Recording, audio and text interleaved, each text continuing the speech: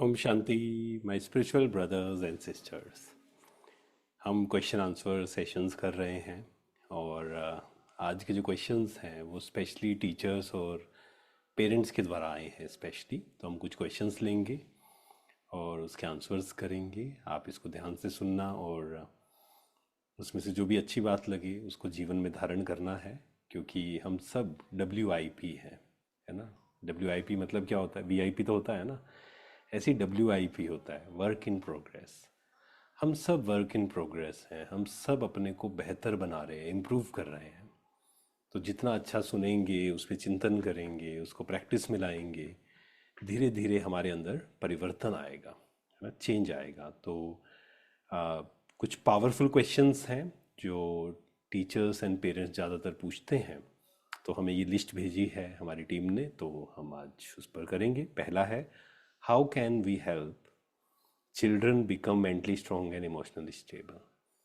कि कैसे हम बच्चों की हेल्प कर सकते हैं उनको emotionally strong and emotionally stable बनाने के लिए। टीचर्स और पेरेंट्स ये पूछ रहे हैं। तो देखिए, सबसे पहली चीज़ तो यही होती है कि जितना हम इमोशनली स्ट्रॉन्ग बनेंगे, इमोशनली स्टेबल बनेंगे, क्योंकि बच्चे कहाँ से सीखते हैं? एक तो पास्ट जन्म के संस्कार होते हैं, दूसरे घर के संस्कार होते हैं ना, फैमिली से जो आते हैं, एनवायरमेंटल संस्कार जिसको हम बोल सकते हैं, या फैमिली संस्कार कि जो बच्चों से घर से सीख रहे हैं, पेरेंट्स से सीख रहे हैं, फिर एनवायरमेंटल संस्कार है, टीचर्स के द्वारा जो सीख रहे हैं।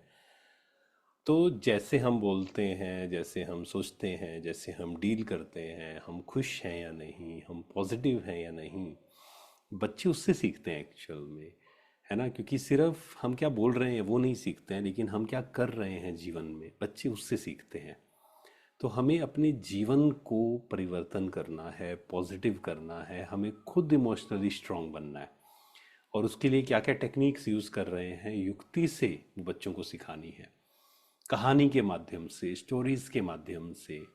और ये भी बहुत बहुत इम्पोर्टेंट है, जिन्होंने भी ये प्रश्न पूछा है, कि हमें ये अंदर से विलिंगनेस होनी चाहिए कि मुझे बच्चों को इमोशनली स्ट्रॉन्ग बनाना है, इमोशनली स्टेबल बनाना है। उसके लिए मैं उन्हें क्या समझाऊं, ये भी विचार सागर मंथन करना है। और जितना हम अपनी पर्सनैलिटी को पावरफुल बनाएंगे, चेंज करेंगे, उतना ही हम दूसरों को हेल्प कर सकते हैं। इस बात को बहुत अच्छे से समझे, है ना। क्योंकि जो आपके पास है आप वही दे सकते हैं। अगर आप शांत हैं तो आप शांति दे सकते हैं, अगर आप टेंशन में हैं तो आप टेंशन दे सकते हैं, अगर आप खुश हैं तो खुशी दे सकते हैं। दूसरा है, why are children today more stressed and anxious than before. ये बहुत लोगों का प्रश्न आता है कि देखो, फैसिलिटीज़ बढ़ गई, है ना, सुविधाएं बढ़ गई। याद होगा आज से 15-20 साल पहले, जब हम स्कूल में जाते थे, 20-25 साल पहले आप लगा लीजिए, पैदल जाते थे 3-3 किलोमीटर, 4 किलोमीटर। बट आज बहुत कम जगह ऐसा है ना। और बहुत कम साधन थे, बहुत कम सुविधाएं थी, एंटरटेनमेंट के साधन बहुत कम थे, बट स्ट्रेस कम था। आज स्ट्रेस बढ़ रहा है ना। उसके बहुत सारे कारण हैं। एक तो फिजिकल एक्टिविटी की कमी होना, इसलिए बच्चों को आप मोटिवेट करिए, खुद भी मॉर्निंग वॉक पे जाइए, बच्चों को भी प्रेशराइज मत करिए, बट उनको इंस्पायर करिए। जब आप जाएंगे तो बहुत चांसेस हैं वो भी आपको फॉलो करेंगे। या कोई ना कोई स्पोर्ट्स उनको कहिए ज्वाइन करने के लिए। आप खुद भी मेडिटेशन करिए, योगा करिए, और आप अपने अनुभव शेयर करिए। बस फोर्स नहीं करना है हमें किसी को, बट जब आप ये अनुभव शेयर करते हैं ना, कि हम फिज़िकल हेल्थ का ध्यान रखते हैं और इस तरीके से वो देखते हैं, हमसे सुनते हैं, तो धीरे धीरे, हो सकता है सभी नहीं, खासकर टीचर्स के लिए 100 में से 10, 20, 30 लोग तो कम से कम इंस्पायर होंगे ना। सभी तो इंस्पायर नहीं हो सकते, क्योंकि हर किसी का अपना एक समय है, हर किसी की अपनी एक अंडरस्टैंडिंग है। और क्यों स्ट्रेस ज़्यादा है? उनकी फ़िज़िकल एक्टिविटी की कमी है, मोबाइल एडिक्शन बहुत ज़्यादा हो गया है ना, टू मच इन्फॉर्मेशन, साइलेंस में नहीं बैठ पा रहे हैं 1 मिनट भी, 2 मिनट भी। तो ये काफ़ी सारे कारण हैं। और फूड हैबिट्स भी एक्चुअल में, जब पैकेज फूड बहुत खाते हैं, वो भी स्ट्रेस और एनजाइटी का कारण होता है। Lack of activity, lack of physical activity भी बहुत बड़ा स्ट्रेस का कारण है ना। एक हमारे पास एक बच्ची थी, वो 9th 10th में थी, उसको बहुत स्ट्रेस था, तो समझ नहीं आ रहा था किसी को क्या प्रॉब्लम है। तो पेरेंट्स, मैंने बोला मोबाइल ज़्यादा यूज़ करते हैं, उसने बोला मोबाइल भी ज़्यादा यूज़ नहीं करती है। तो उसका कारण जो था ना, फिजिकल एक्टिविटी बहुत कम थी। तो जब उसको कहा गया 30 मिनट्स आपको रोज़ फिजिकल एक्टिविटी करनी है, सैर करना है, नेचर के साथ कनेक्ट होना है, सन बात करना है, क्योंकि इससे भी हमारे शरीर में सेरोटोनिन एक केमिकल है वो रिलीज होता है जो कोर्टिसोल लेवल्स को कम करता है, मूड स्विंग्स को कम करता है। तो ये भी ज़रूरी है।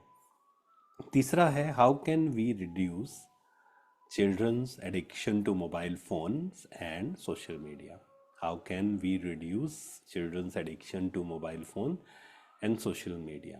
आज सबसे बड़ा जो पेरेंट्स की स्ट्रेस का कारण यही है कि बच्चे बहुत ज़्यादा मोबाइल यूज़ करते हैं। उनका मोबाइल एडिक्शन कैसे कम करें, क्योंकि अगर मोबाइल कम यूज़ करना शुरू कर दे 50% प्रॉब्लम्स ऑटोमेटिक ख़त्म हो जाएंगी। क्योंकि जीवन में प्रॉब्लम्स एक्चुअल में उतनी नहीं है जितनी मन ने बनाई हुई है।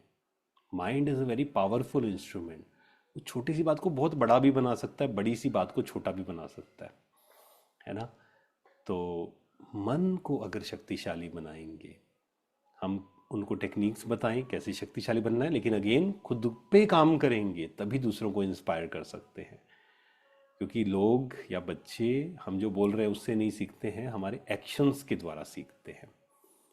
तो इस तरीके से हम उनके एडिक्शन को ख़त्म कर सकते हैं, कम कर सकते हैं। उनको अच्छी जगह बिज़ी करिए, क्योंकि मोबाइल एडिक्शन कम करने की ना एक विधि है। मोबाइल सामने है, मान लो, अब इसको कितना भी आप कोशिश करें, नहीं देखना है, नहीं देखना है। आप अगर अच्छी चीज़ में बिज़ी हैं, कोई सिंगर है, वो गाना उसको पसंद है, किसी को ड्राइंग पसंद है, किसी को क्रिकेट खेलना पसंद है, किसी को सेवा करना पसंद है, तो जितना उसमें बिज़ी होंगे, बुक्स पढ़ना पसंद है, उसमें बिज़ी होंगे, मोबाइल ऑटोमेटिक कम होता जाएगा। और कोई मीनिंगफुल जीवन में कोई चीज़ नहीं है तो फिर ये कोई ना कोई एडिक्शन तो रहेगा। तो इसलिए जीवन में मीनिंग को ढूंढना है। उनसे भी आप बात करिए, क्या मीनिंग है आपके जीवन का।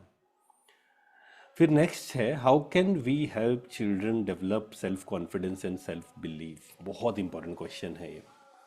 देखिए, बच्चों को हमें पेरेंट्स को या टीचर्स को डांटना पड़ेगा, समझाना पड़ेगा, स्ट्रिक्ट होना पड़ेगा, नो डाउट, है ना। लेकिन बहुत बार क्या होता है, क्योंकि टीचर्स या पेरेंट्स जब खुद खुश नहीं होते हैं, जब खुद पॉजिटिव नहीं होते हैं, तो वो इतना दुखी खुद है तो सामने वाले से भी गुस्सा जल्दी हो जाते हैं, इरिटेट जल्दी हो जाते हैं, और ऐसे ऐसे शब्द यूज़ कर देते हैं, सामने वाले का self confidence, self belief down हो जाता है। तो इसलिए हमें ये ध्यान रखना है, खुद पे काम करें, खुद के कॉन्फिडेंस को बढ़ाएं। जहाँ समझाना है वहाँ समझाना पड़ेगा, स्ट्रिक्ट होना पड़ेगा, लेकिन एक मेथड यूज़ करें, सैंडविच मेथड। किसी की गलती बतानी है, पहले उसकी विशेषता बताएं, फिर ही उसकी गलती बताएं। क्योंकि हमें सिर्फ ज्ञान नहीं देना है, ज्ञान के साथ शक्ति भी बढ़ानी है सामने वाले में। सामने वाले को मान लीजिए मोबाइल एडिक्शन छुड़वाना है, तो सिर्फ ये नहीं कहना है मोबाइल बहुत यूज़ करता है, इसने तो जीवन खराब किया हुआ है। नहीं, आप शक्तिशाली हैं, आपके अंदर इतनी सारी क्वालिटीज़ हैं, देखो, है ना। अब ये मोबाइल तो आप आराम से छोड़ सकते हो। तो ऐसे हमें अप्रिशिएट भी करना है, और जहाँ स्ट्रिक्ट होना है वहाँ स्ट्रिक्ट भी होना है। एंड एक और काम हम कर सकते हैं, एफर्मेशंस का अभ्यास। एक हैप्पीनेस जर्नल या पॉजिटिव डायरी अपने पास रख सकते हैं, और 21 डेज उसमें हर दिन एक एफर्मेशन, आई एम पावरफुल। सोचिए, दिन भर आपने उसको लिखा 21 बार, दिन भर प्रैक्टिस किया, धीरे धीरे धीरे आपका सेल्फ एस्टीम बढ़ेगा, आपका सेल्फ कॉन्फिडेंस बढ़ेगा। And then you can guide others, you can guide students, you can guide children, कि आप भी अपना कॉन्फिडेंस ऐसे बढ़ा सकते हैं।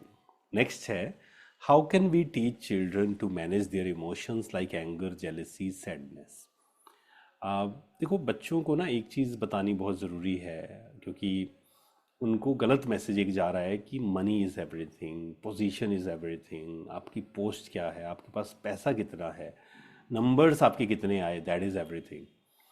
उन्हें समझाना है हमें, ये हमारी रिस्पॉन्सिबिलिटी है टीचर्स की, पेरेंट्स की, कि हमें उनको समझाना है कि नंबर ज़रूरी है, नो डाउट, पैसा कमाना भी ज़रूरी है, लेकिन उससे भी ज़्यादा ज़रूरी है कि अपने इमोशंस को कैसे मैनेज करना है।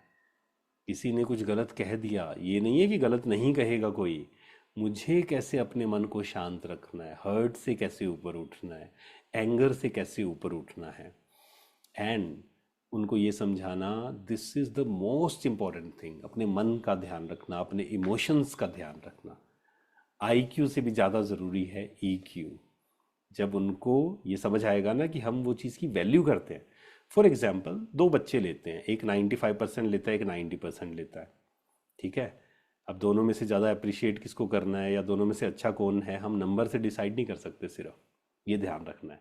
एक 90% ले रहा है पर उसके अंदर वैल्यूज़ हैं, वो दूसरों की हेल्प करता है, वो अच्छे काम करता है, उसको अकेलापन नहीं है, उसको खुशी है, वो आनंदित है जीवन में। दूसरा है 95% ले रहा है लेकिन दुखी है, परेशान है, दूसरों को बुली भी करता है। अब सोचिए ना, सिर्फ नंबर सब कुछ नहीं है, नंबर के साथ आप कैसे इंसान हैं, आपके अंदर पेशेंस है या नहीं, आपके अंदर दूसरों के प्रति रिस्पेक्ट है या नहीं, ये भी मायने रखता है। तो ये हमें उसको वैल्यू देनी है, तो उन्हें समझ आएगा कि money is not everything, number is not everything, emotional intelligence भी ज़रूरी है। नेक्स्ट लास्ट क्वेश्चन है, how can we create a happy and peaceful environment at home and in school? How can we create a happy and peaceful environment at home and in school? देखो, जितना हम खुद meditation करेंगे, खुद शांत रहेंगे, 10 लोग हैं, एक व्यक्ति गुस्से में है, सोचिए माहौल चेंज हो जाता है ना पूरा, होता है ना ऐसा। 10 लोग खुश हैं, एक व्यक्ति दुखी है, उसका भी प्रभाव पड़ता है, तो हमारे वाइब्रेशंस का प्रभाव पड़ता है। तो हम क्या कर सकते हैं, क्योंकि सबको तो हम नहीं बदल सकते एक दिन के अंदर या 2 दिन के अंदर, इट विल टेक टाइम, पर हम अपनी स्थिति को अच्छा कर सकते हैं, अपने वाइब्रेशंस को पावरफुल कर सकते हैं। तो घर में 2-3 बार मेडिटेशन ज़रूर करिए, 1-1 मिनट के लिए। स्कूल में आप 1-1, 2-2 मिनट मेडिटेशन करिए, तो धीरे धीरे आप देखेंगे आसपास का वाइब्रेशन भी चेंज होना शुरू हो जाएगा। ठीक है, तो आपके और भी कोई क्वेश्चंस हों आप ज़रूर पूछें कमेंट्स में, और हमारी टीम वो क्वेश्चंस में देखकर हमें भेजेगी ज़रूर, और ज़रूर हम ये क्वेश्चंस लेंगे। और आप सब खुश रहें, स्वस्थ रहें, और अपने आप पे रोज़ काम करें। अंदर से काम, विकार, क्रोध, लोभ, मोह, अहंकार, ईर्ष्या, द्वेष, इसको हमें ख़त्म करना है, और मन को प्योर, शक्तिशाली, हर किसी के प्रति शुभ भावना, हर किसी की विशेषता देखने वाला हमें बनाना है। ठीक है, thank you so much. Om Shanti, शुक्रिया।